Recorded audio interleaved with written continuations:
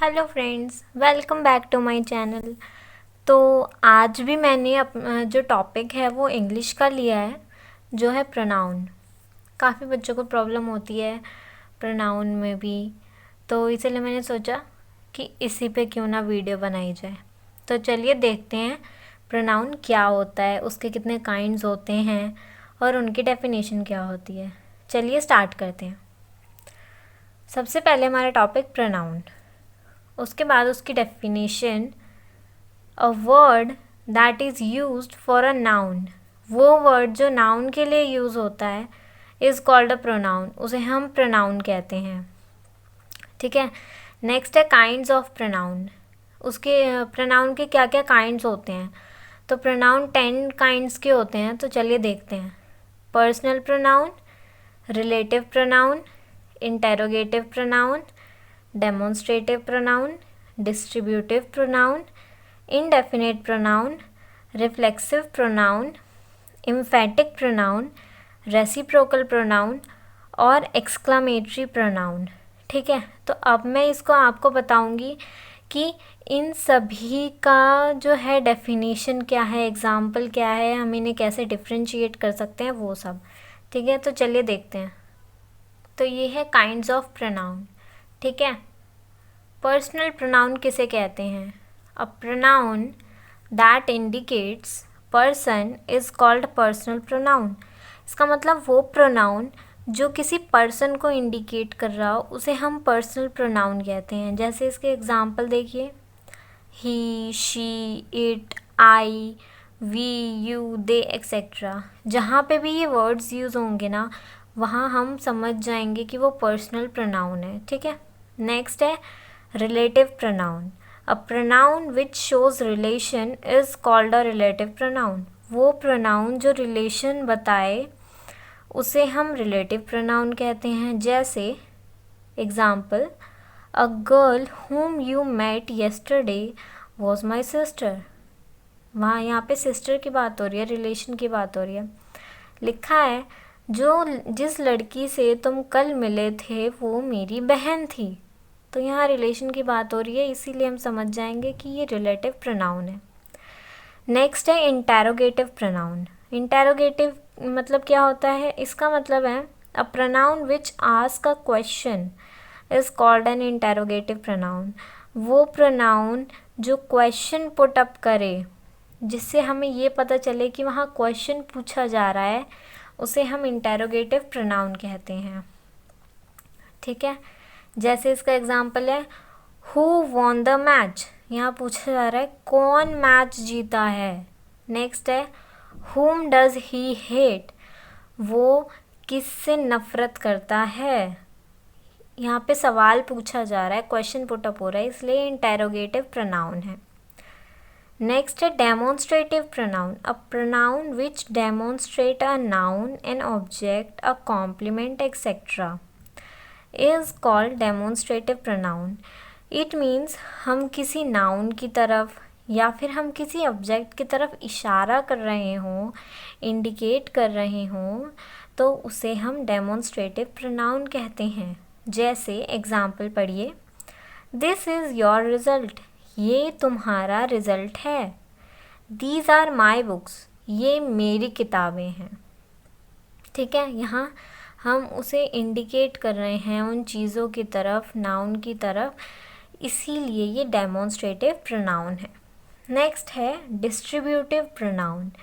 A pronoun which distributes a group और a pair is called a distributive pronoun. मतलब वो pronoun जो distribute करें ग्रुप और पेयर में इज कॉल्ड वो डिस्ट्रीब्यूटिव प्रोनाउन होते हैं। एग्जाम्पल पढ़िए, each of these pens will be sold. मतलब इसमें का एक एक पेन बिकना चाहिए। Neither of your friends will come, तुम्हारा कोई भी दोस्त नहीं आने वाला।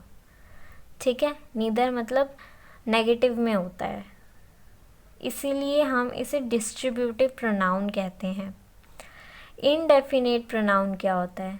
अ pronoun which is indefinite is called an indefinite pronoun. वो प्रोनाउन जो इनडेफिनेट हो, मीन्स जो पर्टिकुलर ना हो, उसे हम इंडेफिनेट प्रोनाउन कहते हैं। Example, a few can build house, कुछ बिल्डिंग बना सकते हैं। मैनी हैव बीन फेल्ड, बहुत सारे फेल हो गए। कितने फेल हो गए हमें नहीं पता, हमें पर्टिकुलर एक नंबर नहीं पता कि कितने फेल हो गए। ये इसीलिए इंडेफिनेट है, इसीलिए हम इसे इंडेफिनेट प्रोनाउन कहते हैं। ठीक है।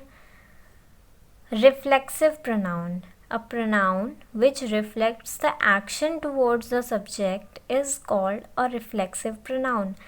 वो प्रोनाउन जो कि किसी एक्शन की तरफ इशारा करें, किसी सब्जेक्ट, किसी काम को करने के लिए, उसे हम रिफ्लेक्सिव प्रोनाउन कहते हैं। जैसे I shall do it myself, मैं ये खुद से कर लूँगा या कर लूँगी। ठीक है। ही सॉल्व्ड हिज प्रॉब्लम्स हिमसेल्फ, वो अपनी प्रॉब्लम्स खुद सॉल्व कर सकता है। ठीक है। नेक्स्ट है emphatic pronoun, a pronoun which is used for emphasis is called an emphatic pronoun. वो प्रोनाउंस जो हम खुद के लिए यूज़ करें, खुद को इंडिकेट करने में यूज़ करें, उसे हम एम्फेटिक प्रोनाउन कहते हैं। Example, I myself is enough to solve the problem, मैं खुद काफ़ी हूँ प्रॉब्लम सॉल्व करने के लिए। He himself knows me very well, वो खुद से मुझे बहुत अच्छे से जानता है। ठीक है। तो ये था एम्फेटिक प्रोनाउन। नेक्स्ट है reciprocal pronoun, a pronoun which shows relation with one another each other is called a reciprocal pronoun. Reciprocal मतलब एक दूसरे को, आमने सामने, ज़रूरी नहीं आमने सामने ही हो, बट एक दूसरे को। ठीक है। तब हम उसे रेसिप्रोकल प्रोनाउन कहते हैं। एग्जाम्पल पढ़ते हैं, all the enemies kill one another, जितने भी एनिमीज थे उन्होंने खुद ही एक दूसरे को मार दिया।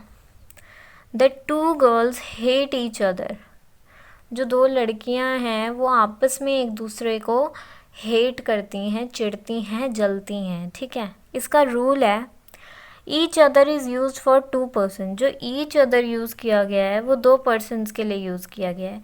जो वन अनदर यूज़ किया गया है वो मोर देन टू पर्सनस के लिए यूज़ किया गया है। मैंने आपको बोला कि all the enemies kill one another, जितने भी एनिमीज थे उन्होंने खुद ही एक दूसरे को आपस में मार डाला। ठीक है। तो इसीलिए ये रेसिप्रोकल प्रोनाउन। नेक्स्ट है exclamatory pronoun, a pronoun which shows the shockingness of a thing is called exclamatory pronoun. मतलब ये कि जहाँ पे आपको मतलब सरप्राइजिंगली या शॉकिंगली कोई न्यूज़ मिल रही है या कुछ भी, वहाँ पे हम एक्सक्लामेटरी प्रोनाउन यूज़ करते हैं। जैसे hurry up, we have to go, जल्दी करो, हमें जाना है। ठीक है। ये था एक्सक्लामेटरी प्रोनाउन।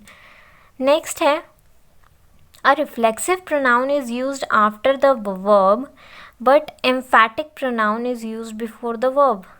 आपने देखा कि रिफ्लेक्सिव प्रोनाउन और एम्फेटिक प्रोनाउन दोनों में थोड़ी कन्फ्यूजन है कि दोनों में him self, my self, her self, ये सब चीज़ें यूज़ हो रही हैं।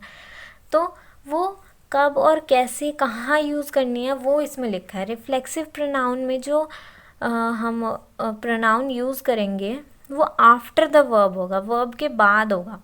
और जो एम्फेटिक प्रोनाउन में है वो वर्ब से पहले होगा। ठीक है। तो चलिए देखते हैं what is the difference between reflexive pronoun and emphatic pronoun. ठीक है। एग्जाम्पल से, she did it her self without any guidance, उसने ये काम खुद कर लिया बिना किसी की गाइडेंस के। तो यहाँ जो डिड है वो वर्ब है, वो पहले आ रहा है रिफ्लेक्सिव प्रोनाउन से। रिफ्लेक्सिव प्रोनाउन क्या है? Her self. ठीक है। आफ्टर वर्ब, वर्ब के बाद रिफ्लेक्सिव प्रोनाउन आएगा। एम्फेटिक प्रोनाउन में क्या है?